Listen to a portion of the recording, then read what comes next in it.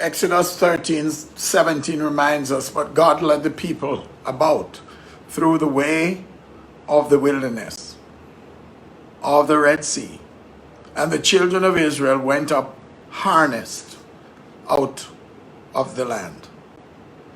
God has a path to your deliverance, and therefore if the devil offers you bondage, you know that God's going to give you freedom.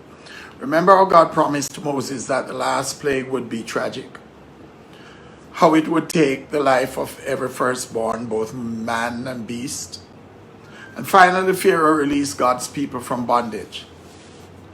Does your oppressor seem mighty? God's power is swift and it is definite. Despite the enemy and despite the fury of the enemy, your enemy today may be quite threatening, but the victory has already been won through Jesus Christ. The victory is safe. The path to deliverance will be very difficult. You can count on that.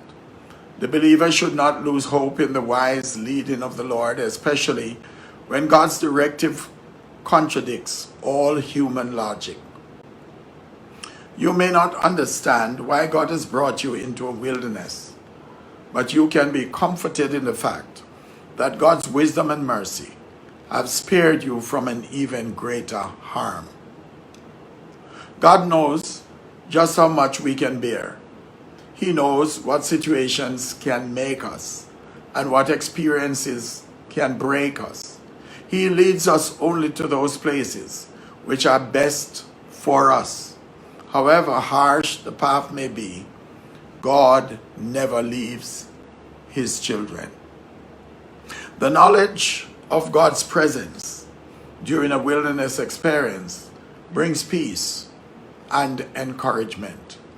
No trial can be so great that God's presence is removed. Remember, there's nothing you are going through that will last forever. This too shall pass.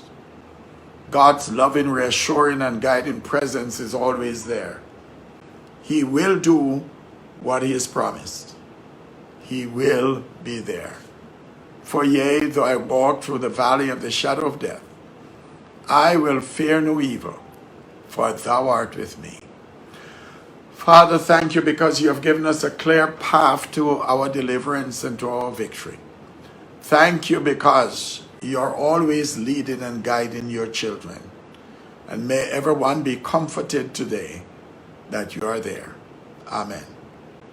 Here's my thought for today. God never made a promise that was too good to be true.